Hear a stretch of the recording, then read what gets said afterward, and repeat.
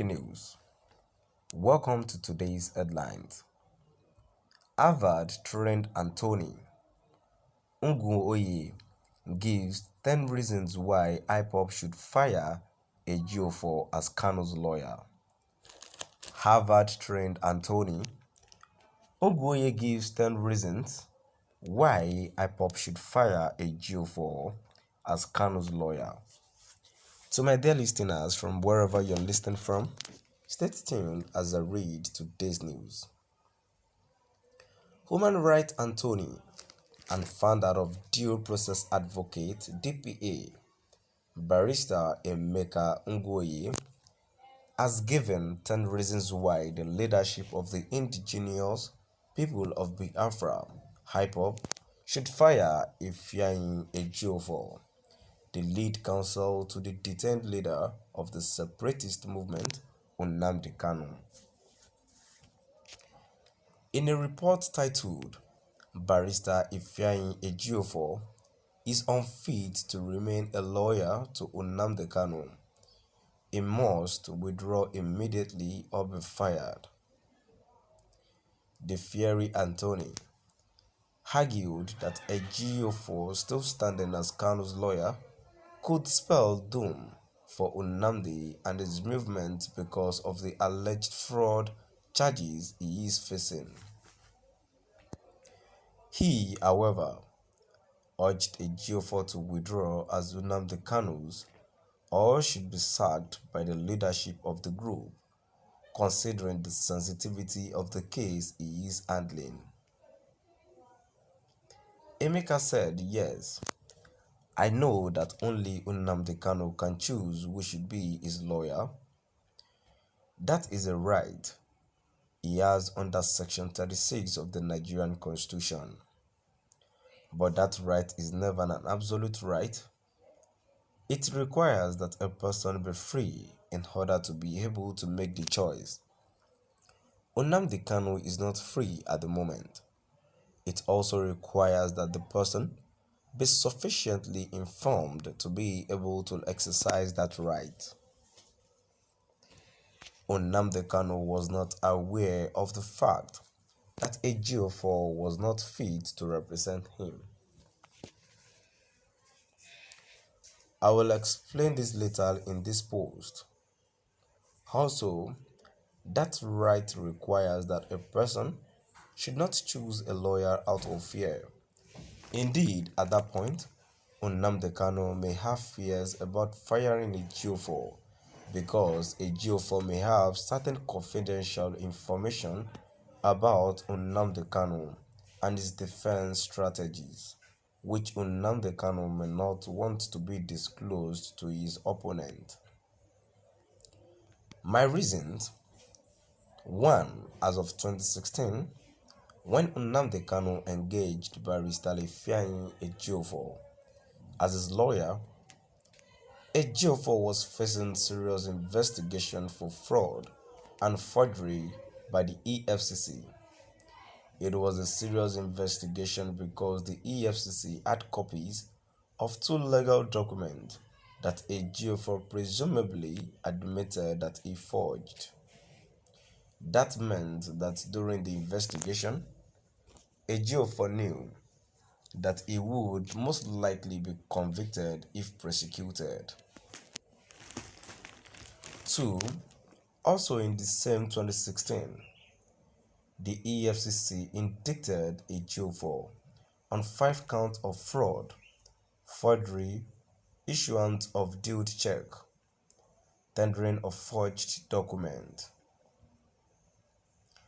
Ejiofor understood that with the nature of evidence at the disposal of the EFCC, he was not in a position to challenge Nigerian government in anything unless it is a planned game. Hence, he could not take on the work of a defense counsel in a case as political and sensitivity as one involving treason and terrorism charges. He should have declined to represent Nnamdi Kanus when asked to do so. Instead, he went and offered his services to Nnamdi Kanus, despite the obvious limitations he had. The charge in question is FRN versus Ifeanyi Ejiofor and 2 ORS, charge number CR 950-2020. The next hearing date is 30/3/2022. Don't take it from me. The record is there for you to see in Court 3, FCT High Court, Maitama, Abuja. 3. By virtue of the multiple charge criminal indictment, Ejiofor faced conflict of interest. His duty to fight and save Nnamdi Kanu was in direct conflict with his desire to placate and appease Nigerian government in order to avoid going to prison or to get a favorable plea bargain deal. At the very least, Ejiofor ought to have disclosed his legal jeopardy to Nnamdi Kanu and to fully advise him of the implications of using him for his defense, but Ejiofor did not inform Kanu and did not advise him. Indeed, Ejiofor actively concealed this important fact from Kanu. 5. Once Ejiofor chose to conceal the truth from Kanu, he also had to do several other things to maintain that concealment. For instance, Ejiofor had to try to block any competent lawyer whom he feared was in a position to help Nnamdi Kanu.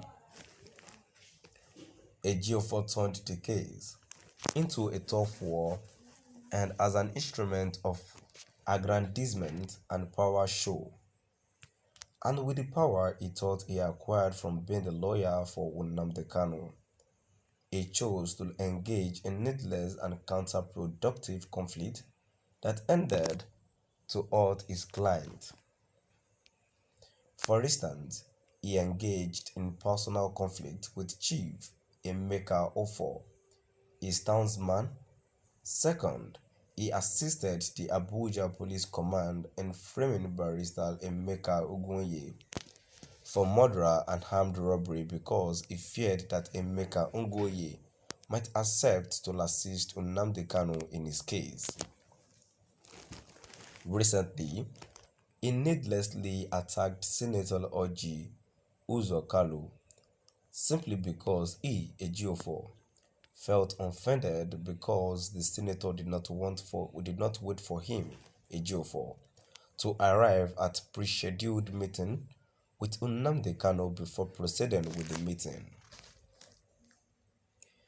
He was late for the meeting, but he assumed that Senator Kalu would wait for him to arrive before proceeding to meet with Nnamdi Kanu. The senator had a tight schedule and was not prepared to wait 2 hours for Ejiofor to arrive for a meeting that was scheduled ahead. In each case, Ejiofor forgot who his client was. He assumed that he was representing himself. Finally, to my dear listeners, now we've come to the end of our today's news. Please do drop by at the comment section and let us know what your view is all about. Thank you for listening.